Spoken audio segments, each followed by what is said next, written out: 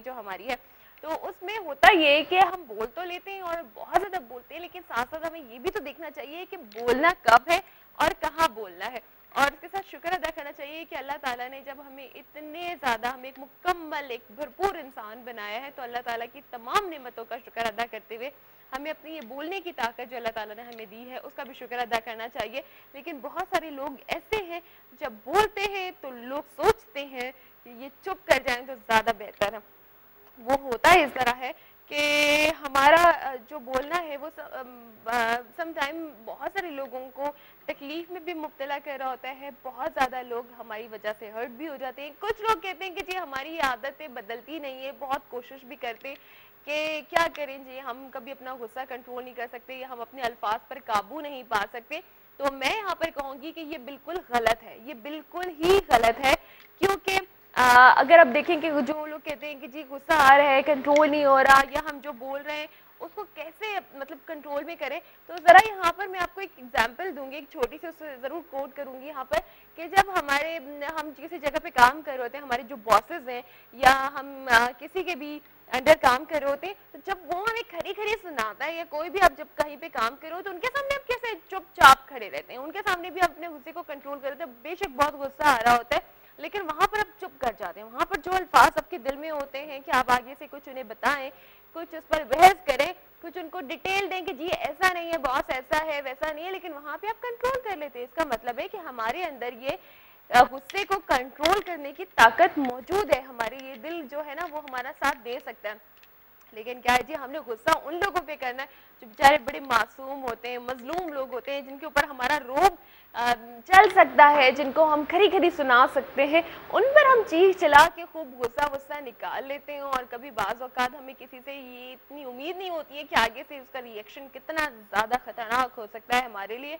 तो प्लीज़ बहुत सोच समझ कर बोलें, और ये मत बोलें कि आप अपने गुस्से को कंट्रोल नहीं कर सकते या आप बर्दाश्त नहीं कर सकते। आप बर्दाश्त ज़रूर करते हैं, क्योंकि मैं यहाँ पर इस बात से बिल्कुल भी मुत्तफिक नहीं हूँ, एग्री नहीं करती कि आप जब किसी के सामने, एक ऐसे शख्स के सामने, कहीं पर आप जॉब कर रहे हैं, कोई आपका बॉस है, या आप किसी बड़े के सामने भी जब आपको कुछ बात बुरी लगी होती है आप चुप कर जाते हैं, तो उसका मतलब है कि हम कर सकते हैं, अपनी इस खामी पर हम काबू पा सकते हैं।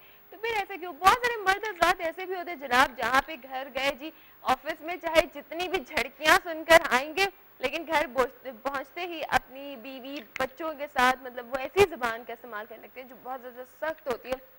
तो कोशिश ये होनी चाहिए कि उन मासूमों पर जुल्म ना हो। तो आप गुस्से को कंट्रोल कर सकते हैं, क्योंकि आप बहुत अच्छे हैं, आप सब लोग बहुत अच्छे हैं। बस थोड़ी थोड़ी सी जो खामियां होती हैं, छोटी छोटी सी जो खामियां होती हैं, उनको कंट्रोल करने की ज़रूरत है, और यकीनन यकीनन यकीनन आप लोग कंट्रोल करेंगे। चलें जी आगे बढ़ते हैं और बात करते हैं आज की तारीख के हवाले से कि आज की तारीख किस तरह से अहमियत रखती है। आज है 18 अगस्त, और 18 अगस्त 2008 को जनरल परवेज़ मुशर्रफ ने अवामी दबाव के तहत अपना इस्तीफ़ा दे दिया था और इनके तवील इक़्तिदार का खात्मा हो गया था। ठीक है जी, आज की तारीख में हुआ था। एक तवील अरसे उन्होंने हुकूमत की थी और आखिरकार अवाम के प्रेशर में आकर उन्होंने इस्तीफ़ा दे दिया था।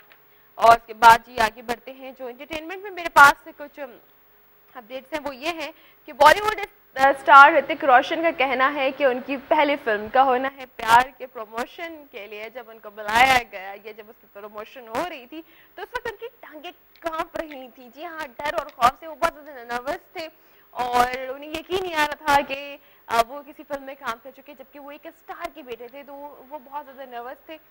लेकिन उन्होंने काफ़ी ज़्यादा एतमाद वहाँ पर उसका मुजाहरा उन्होंने किया कि वो कॉन्फिडेंट हैं, लेकिन असल हकीकत उन्होंने बता दी थी कि वो काफ़ी ज़्यादा नर्वस थे। और उन्होंने बताया कि फिल्म की प्रमोशन के लिए होने वाली पहली तकरीब में वो सोच रहे थे कि उन्हें क्या बोलना है और क्या नहीं बोलना है। ऋतिक रोशन का ये भी कहना था कि अब ये कहना है कि वो बहुत ज़्यादा पुरएतमाद हैं, कॉन्फिडेंट हैं, और जल्दी नए फिल्म में अपने शायकीन को इनके नए किरदार में देखेंगे। चलें जी, इंतजार करेंगे जो ऋतिक रोशन के जो फैंस हैं उनकी नई आने वाली फिल्म के भी। और अभी भी एक है जिंदगी मिले ना दोबारा, भी काफ़ी ज़्यादा हिट जा रही है, उसने काफ़ी ज़्यादा बिजनेस भी कर लिया। जी आगे बढ़ते हैं। बॉलीवुड की खूबरू, बहुत ही खूबसूरत अदाकारा प्रियंका चोपड़ा ने अदाकारी के बाद अब गुलकारी में भी कदम रख लिया है, और भारतीय ज़राए अबलाग के मुताबिक उन्होंने भारत के यूनिवर्सल म्यूज़िक ग्रुप के साथ अपना पहला एल्बम साइन कर लिया है और प्रियंका चोपड़ा ने अपनी पहली एल्बम की तैयारी भी शुरू कर दी है। प्रियंका ने समाजी वेबसाइट पर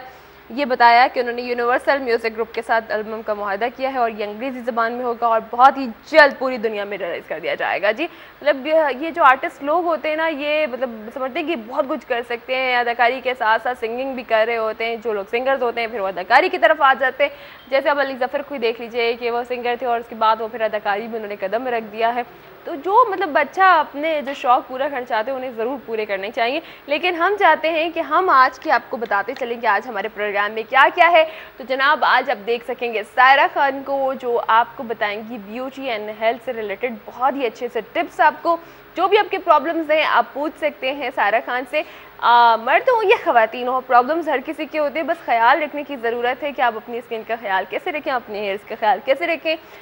ईद भी करीब है, अच्छे से हेयर स्टाइल्स या मेकअप या अपनी स्किन की प्रोटेक्शन के लिए आपको क्या करना चाहिए, सायरा खान आज आपको बताएंगे। इसके बाद हम चलेंगे और आगे। ईद का ज़माना करीब करीब और सबसे ज़्यादा जिस वक्त मतलब बहुत ज़्यादा मसरूफ़ नज़र आते हैं और अपनी मनमानी भी करते हैं। जी हाँ, मैं तमाम दर्जियों के बारे में बात करना चाहूँगी, जो टेलर हजरात हैं कि ईद के करीब वो दुगने दाम कर देते हैं। एक सूट जहाँ पर 300 का स्टिच हो रहा हो वो 600 700 तक ले जाते हैं और फिर बाद उनके नखरे भी देखने वाले होते हैं। लेकिन इनकी जो शिकायतें हैं वो ये हैं कि ख़वातीन बहुत ज़्यादा बहस करती हैं और बार बार अपने जो स्टिच करवाए हुए ड्रेसेस हैं उसमें तब्दीलियां करवाती रहती हैं, ऑल्ट्रेशन बार बार होती रहती है और उनको भी काफ़ी ज़्यादा शिकायत है। तो आज हमारे साथ दो टेलर हजरात यहाँ पर होंगे जिनसे हम बात करेंगे और साथ साथ आप लोगों की शिकायतें भी उन तक पहुँच सकेंगी। इसके साथ साथ आमिर साहब भी हमारे साथ मौजूद होंगे आज के शो में। तो आज के शो में आपके लिए बहुत कुछ है जनाब, करना क्या, एक छोटा सा बिल्कुल नना मुना ब्रेक होगा। ब्रेक के बाद हम आपको दोबारा ज्वाइन करेंगे, आप हमारे साथ साथ रहेंगे सुबह खैर विद वाहिद में।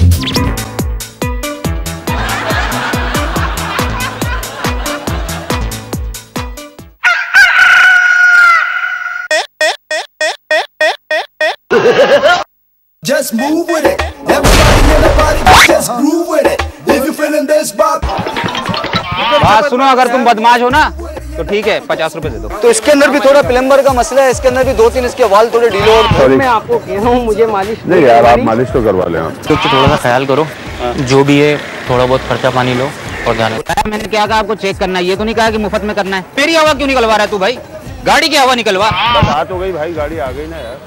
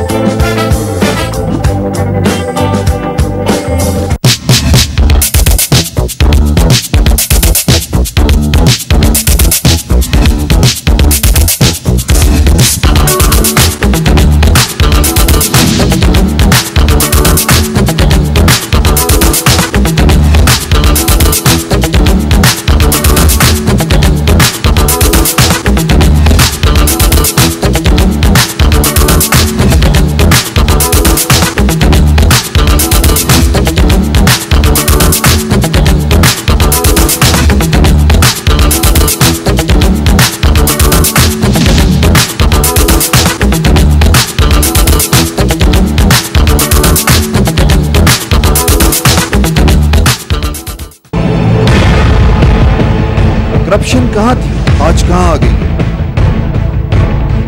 गरीब आवाम का क्या? लोड शेडिंग, ड्रोन हमले, टारगेट किलिंग, महंगाई, बदअमनी।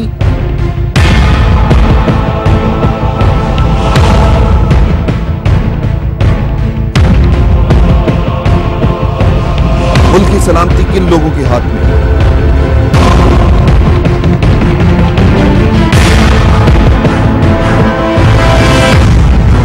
पाकिस्तान पूछता है और जवाब हम लेंगे। मियां तारिक के साथ देखिए प्रोग्राम जवाब हम लेंगे सिर्फ वाइट टीवी पर।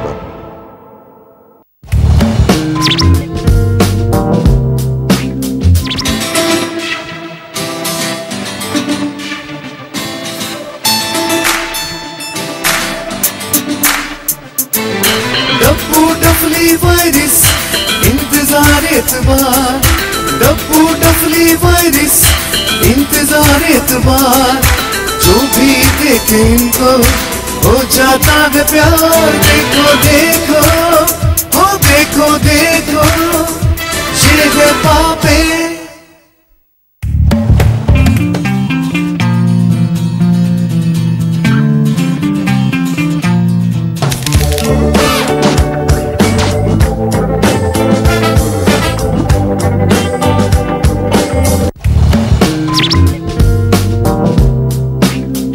Passion is in the air. It's in our thoughts, in our dreams. It's in the way we live.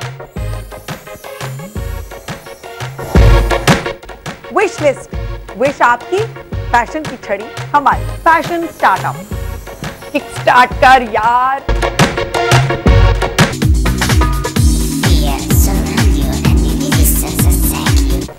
The entire spectrum of fashion. Fashion Vista with Shayan Malik only on 5TV.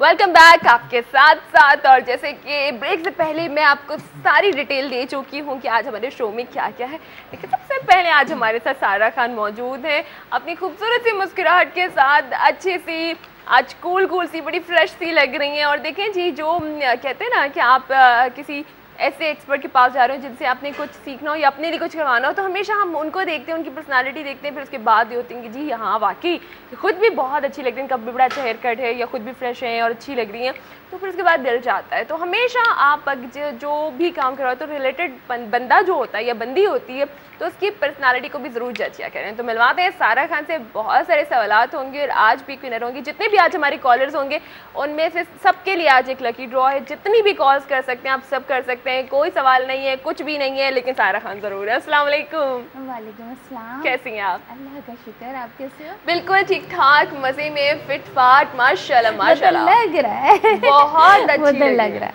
आप बहुत माशाल्लाह। तो मैंने आपके लिए कहा है ये हमेशा की कंफ्यूजन हमारे दरमियान जरूर होती है। आपके लिए कहा है भाई, इतनी पिंक मेरा फेवरेट कलर है pink. Thank you so much. लेकिन आपको पता है मैंने आज आपकी कितनी तारीफ की है? बिल्कुल किया है। तो जैसे पता है कि मैं तो सीरियसली कहती हूँ, वही वाली बात करूँगी। मेरी मम्मा कहती हैं जो कहता है वो खुद होता है। तो अगर आप किसी को अच्छा कह रहे हो तो इट मीन्स कि आप अच्छे हो, अगर आप किसी को बुरा कह रहे हो तो इसका मतलब आप खुद बुरे हो। बेशक क्या ख्याल है? क्योंकि हम अपने अंदर देखते हैं हम क्या हैं, हाँ। फिर हम वही सोच रहे होते हैं कि अब हम ये करेंगे तो ये पीछे से ये बंदा क्या करेगा। ये हमारी अपनी सोच होती है जो हम दूसरे पे हावी करते हैं। बिल्कुल। अच्छा पता है कि अगर कोई बुरा भी है, मतलब अगर आप देखें कि कोई बुरा भी है तो हमें क्या मतलब सारा कि मतलब इतना शौक पड़ा हुआ है कि हम किसी को बुरा कहें। खामी तो हमारे अंदर भी कोई ना कोई होती है ना। अगर हम बिल्कुल 100% ठीक हो तो फिर चलो बात है कि जी हर किसी को क्रिटिसाइज़ करते रहो, हर वक्त किसी को बुरा भला कहते रहो। और ये तो अल्लाह ताला ने खुद कहा है कि अगर तुम मेरे बंदों के ऐप छुपाओगे तो मैं तुम्हारा ऐप छुपाऊंगी। बेशक ये है ना। बेशक एक हैबिट भी तो होती है ना कि टॉपिक चाहिए होता है गॉसिप के लिए गॉसिप के लिए, तो शायद इसलिए वो इस तरह की इस टॉपिक पे बात करते हैं। हालांकि अगर देखा जाए तो हमारे पास बहुत सारे टॉपिक्स होते हैं, बहुत सारी चीज़ें होती हैं। हाँ, तो हम जिस पर बात कर सकते हैं, लेकिन हैबिट।